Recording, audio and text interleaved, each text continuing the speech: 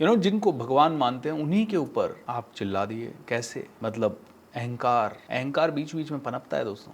आपको कभी ये अहंकार आ जाता है कि आपको बहुत आता है, और कभी आपको ये अहंकार आ जाता है कि आपके पास बहुत है। और ये बीच बीच में इसी अहंकार को, इसीलिए मैं बड़ा कॉन्शियस रहता हूँ कि जब भी कोई मुझे कहता है आपके कारण हुआ, तो मैं कहूँ मैं तो निमित्त हूँ भाई। जब भी कोई मुझे कहता है आप मेरे गुरु हो, तो मैं मन में या तो या सामने कहूँगा कि मैं तो शुरू हूँ। ये बार बार कॉन्शियसली करना है। कॉन्शियसली इसलिए करना है ताकि पता चले यार ये अहंकार ना आ जाए। और आता ही है ये अहंकार, बीच बीच में कभी ना कभी पनप जाता है। मैंने तो अपने अहंकार को बहुत दबाया है, लेकिन अभी भी बहुत है ये ईगो भी पॉजिटिव ईगो। अगर पॉजिटिव ईगो है कि मैं भगवान को प्राप्त कर सकता हूं, मेरे अंदर शक्तियां हैं, मैं अपने पूरे विश्व का स्वामी हूं, मेरे पूरे विश्व का स्वामी मैं हूं, ये अहंकार पॉजिटिव अहंकार है। लेकिन ये अहंकार कि मैं ही स्वामी हूं, ये गलत हो गया। ये अहंकार कि मैं ही नॉलेजेबल हूं, बाकी सब लोग। और जिस दिन मैं इस फ्रेम में होता हूं कि यार पूरी दुनिया मुझे सिखा रही है, भगवान मुझे कोई ना कोई मैसेज दे रहा है, उस दिन मेरी बात ही अलग होती है। उस दिन कोई भी मुझे कुछ बोलता है तो उस दिन मैं बड़ा ध्यान से सुनता हूँ, बड़ा ऐसे सुनता हूँ जैसे कि हाँ यार शायद ये मेरे लिए। कोई किताब पढ़ते हुए एकदम से अगर ये चेतना आ जाती है कि भगवान मुझसे इस किताब के रूप में बात कर रहे हैं, या संसार मुझसे इस किताब के रूप में बात कर रहा है, नहीं तो क्या प्रयोजन है कि ये किताब मेरे पास इस समय हो? क्या प्रयोजन है कि ये थॉट्स मेरे पास इस समय हो? एंड लिटरली ये रियलाइजेशन मात्र से इतना बड़ा शिफ्ट आता है कि किताब की वो जो लाइन पढ़ रहे होते हैं उस समय वो छप जाती है इधर खट। भगवान कहते हैं कि सब कुछ मैं हूँ भाई, मुझे जान, मुझे मान, मुझे समझ। दो लाइनें और पढ़ूंगा आपके लिए। कहाँ गया?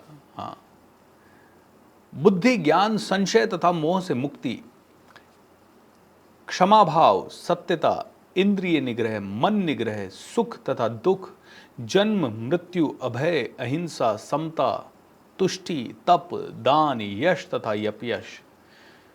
जीवों में इतने सारे गुण हैं। बोलते हैं इतने सारे गुणों इनके भी अलावा हैं, बट समझो ठीक है, ये सभी गुण मेरे ही द्वारा उत्पन्न हैं। बुद्धि कहीं ना कहीं परमात्मा दे रहा है, ज्ञान परमात्मा दे रहा है, संशय परमात्मा दे रहा है, मोह से मुक्ति परमात्मा दे रहा है, क्षमा भाव सत्यता, इंद्रिय निग्रह, मन निग्रह, मन को वश में करना, इंद्रियों को वश में करना, सुख दुख, जन्म मृत्यु, भय अभय, अहिंसा, समता, तुष्टि, तप, ध्यान, दान, यश अपयश, कीर्ति, सब तुम्हें मिल रहा है, सब तुम्हें गिफ्ट में दिया गया है।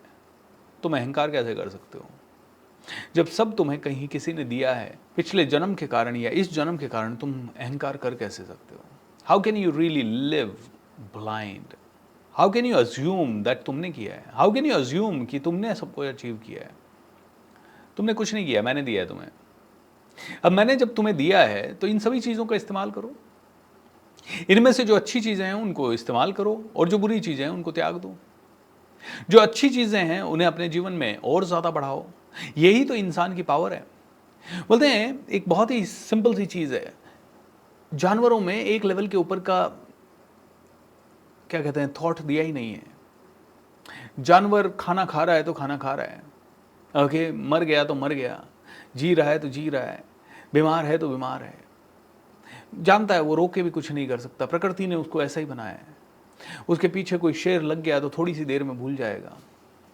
बोले इंसान तुझे ऐसी पावर दी है कि उस पर्टिकुलर एक्सपीरियंस को यूज करके तो किसी भी लेवल पे पहुंच सकता है। 56 करोड़ की संपत्ति थी नरसिंह भगत के पास, फिर भी हाईएस्ट लेवल का कंजूस था। हाईएस्ट लेवल पे कंजूस। 56 करोड़, आज से 600 साल 700 साल पुरानी बात है। 56 करोड़ की संपत्ति होने के बाद भी भयंकर कंजूसी नरसिंह भगत की। बीवी ने कहा गंगा स्नान कराएं, सारे पाप आप धुल जाएं। बोले कहा बहुत सालों, बहुत महीनों तक टालते रहे। बोले ये बार बार पीछे पड़ी रहती है, वहां जाने आने का इतना 10-20 रुपया लग जाएगा। 56 करोड़ की संपत्ति के बावजूद नरसिंह भगत का यह हाल था। चला गया, फिर भी बीवी ने बहुत ज्यादा पीछा किया, पीछे लगी तो जैसे तैसे गंगा घाट चले गए। गंगा घाट गए, गंगा में डुबकी मारी, स्नान वनान किया। भगवान आ गए सामने परीक्षा लेने के लिए। बोले कुछ दान दक्षिणा करो। बोलता है क्या दान दक्षिणा करो, कुछ है ही नहीं मेरे पास दान देने के लिए, कुछ है ही नहीं मेरे पास दान देने के लिए। अच्छा, भगवान ने कहा भाई ज़्यादा नहीं तो 8 आने दे दो। 1 रुपया दे दो, रुपया 2 रुपया दे दो। बीवी ने भी कहा 2-3 रुपया दे दो, क्या फर्क पड़ता है। बोले 2-3 रुपया, तेरे को पता है कैसे कमाते हैं। 56 करोड़ का मालिक था उस समय के। 56 करोड़ आज के तो टाटा बिरला हो गए। बोले नहीं है मेरे पास कुछ भी, आई विल नॉट गिव।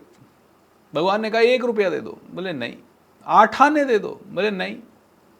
4 आने दे दो, नहीं।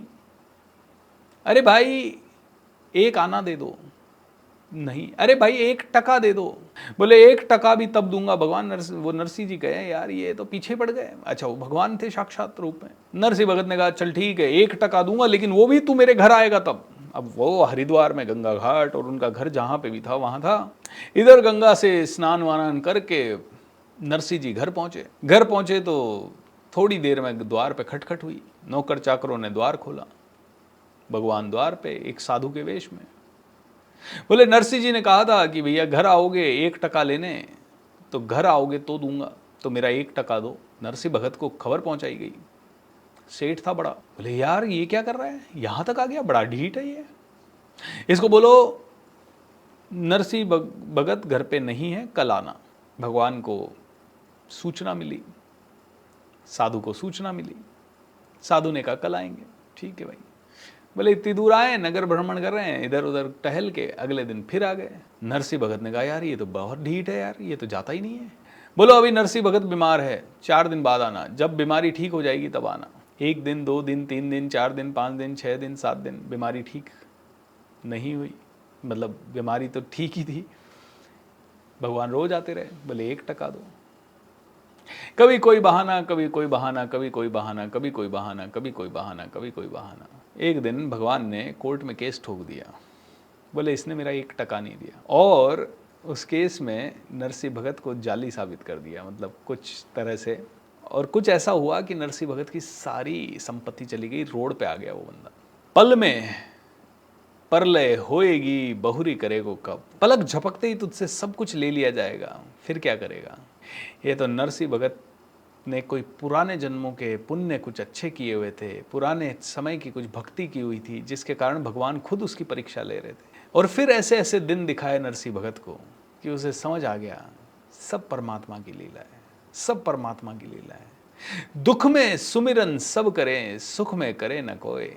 जब दुख में सुमिरन कर रहे हो, नरसिंह भगत को भी दुख में याद आए भगवान, सुख में नहीं याद आए कभी।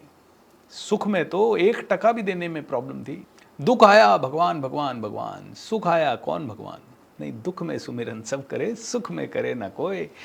सुख में सुमिरन करे तो दुख काहे को होए। बोले अर्जुन समझ तो सही किस लेवल पे। और जब तू सुमिरन करने लगेगा उसके बाद क्या होगा। उसके बाद तो नरसिंह भगत के पास पैसे नहीं थे, फिर भी भगवान ने अरेंज कर दिए उसकी बेटी के लिए, मायरे के लिए पैसे, बारात के लिए पैसे, शादी के लिए पैसे, भगवान ने कर दिए अरेंज। बोले तेरे पास कुछ भी नहीं है, लेकिन तेरे पास हौसला है, तेरे पास श्रद्धा है, तेरे पास भक्ति है, तेरे पास शक्ति है। तो उस शक्ति को, कुछ भी नहीं है तो उसे ही काम में ले ले, सब वापस हो जाएगा। लेकिन ये जानता हुआ काम में ले कि तू भोगता नहीं है, तू करता नहीं है, तू भोगता भी नहीं है, तू करता भी नहीं है, तू सिर्फ निमित्त है, ये जानते हुए उससे अटैचमेंट ना कर। बार बार यही बातें आएंगी दोस्तों, सब कुछ होते हुए भी फकीर बना देगी।